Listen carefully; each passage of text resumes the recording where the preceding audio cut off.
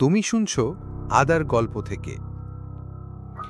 গল্প শুরু করার আগে বলি, ভালো লাগলে চ্যানেলটা সাবস্ক্রাইব করে রেখো। আর যারা ফেসবুকে শুনছো তারা পেজটা ফলো করো, কারণ প্রতিদিন আসছে গা ছমছমে নতুন গল্প। আজকের গল্পটা এক জঙ্গলের। না, শুধু গাছপালা আর পাখির ডাক না। এই জঙ্গলে কেউ একবার হারিয়ে গেলে সে আর ফিরে আসে না। আমার নাম অনিক। আমি একজন ফটোগ্রাফার। শখের বসে ছবি তুলতে গিয়ে প্রায় নির্জন জায়গায় ঘুরি। একবার এমনই একটা অফার পাই, সুন্দরবনের একটা অজানা অংশে গিয়ে ছবি তুলতে হবে। স্থানীয়রা বলে ওদিকটা অন্ধ বনের মতো, কেউ যায় না।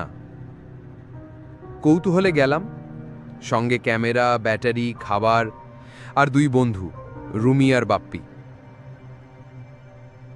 বনের রাস্তা শান্ত ছিল, কিন্তু কেমন জানি অস্বাভাবিক নিস্তব্ধতা।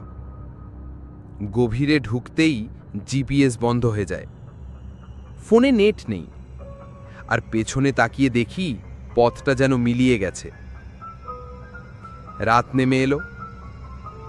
একটা পুরনো কাঠের কুঁড়ে ঘর পেলাম, ভাঙাচোরা কিন্তু আশ্রয়ের মতো। হঠাৎ রুমি বলে, ভাই, ওদিকে একটা মেয়ে দাঁড়িয়ে আছে, সাদা জামা, চুলে ফুল গোজা। আমরা দৌড়ে বাইরে গায়ে যাই, কিন্তু কিছু নেই। রাত বাড়ে, কুঁড়ে ঘরের দেওয়ালে আঁচড়ের শব্দ, ছাদ থেকে যেন কেউ নিচে নামছে। রুমি চিৎকার করে, ও আমার নাম ধরে ডাকছে ভাই। ঘড়ি দেখে 3:03 বাজে। বাপ্পি দরজা খুলে বাইরে যায়, আর কখনো ফিরে আসে না। ভোরের আলো ফুটতেই দেখি বনের মাঝে একটা বিশাল গাছ, ডালে ঝুলছে পুরনো জামা, ছেঁড়া ব্যাগ, আর নিচে পড়ে আছে বাপ্পির ক্যাপ, রক্ত মাখা।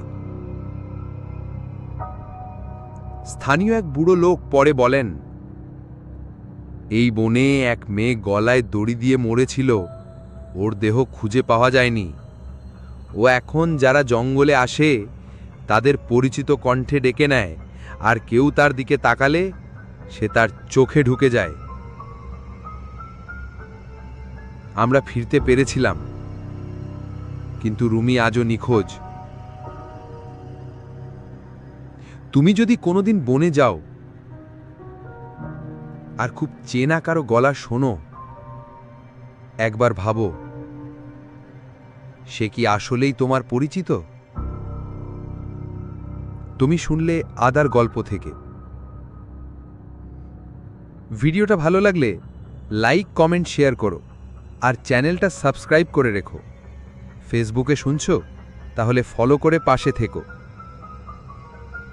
আর মনে রেখো, সব বন সবসময় সবুজ থাকে না, কিছু বনে শুধু ছায়া নড়ে।